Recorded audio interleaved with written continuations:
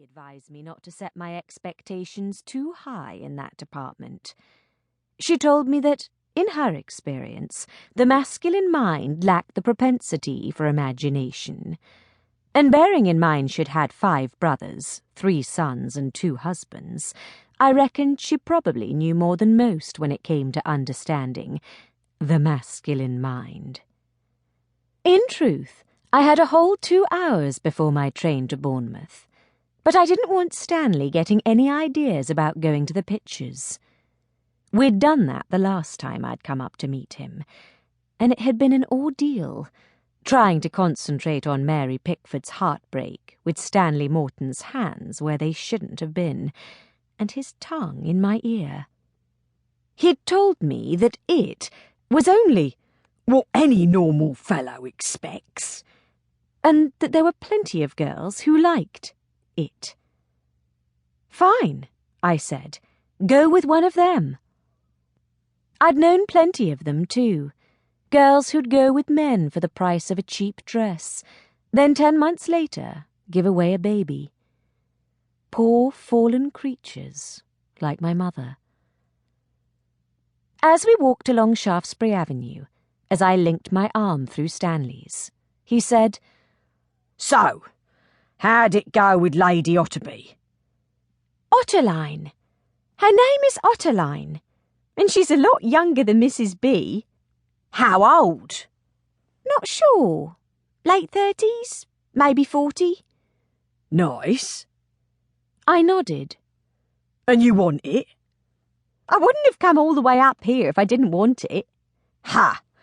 And there's me thinking it was just an excuse to come and see me." My little white lie about another interview had at first thrown Lady Ottoline, but it had also offered me an opportunity to pass a test, her test, on discretion.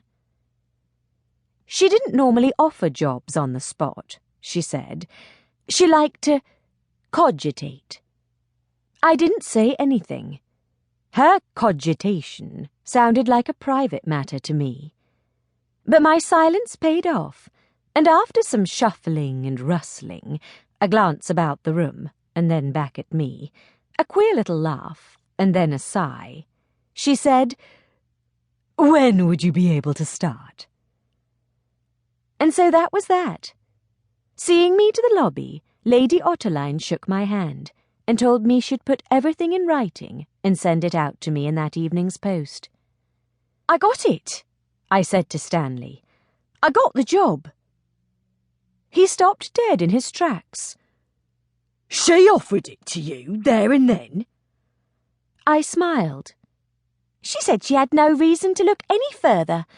I was perfect for the position." The ABC was packed, and we were lucky to get a table. We had lamb chops, mashed potatoes, cabbage and peas, and bread and butter, and tea, of course. I didn't have a pudding, but Stanley had the apple pie and custard. It has to be said, the ABC did a decent high tea, and it suited Stanley's pocket. Working as a doorman at the Café Royal didn't pay a great deal. He'd been there for more than 2 years, standing about, watching people come and go. When he'd first started, he'd had ideas about moving up, becoming a concierge, even going into management. But now that didn't seem likely. Recently, he'd talked about looking for office work, a clerical position of some sort. But as far as I knew, he hadn't done anything about it. "I'll have to hand it to you, Pearl," said Stanley, licking custard off the back of his spoon. "You're a one. I mean, coming up here and snapping up a position, just like that." He shook his head.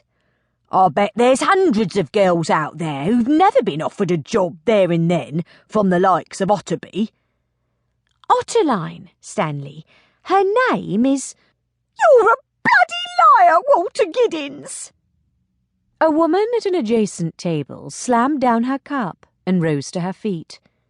She stood perfectly still for a moment as Walter Giddings continued to blow smoke rings up at the ceiling. Then she marched off across the packed room and toward the door.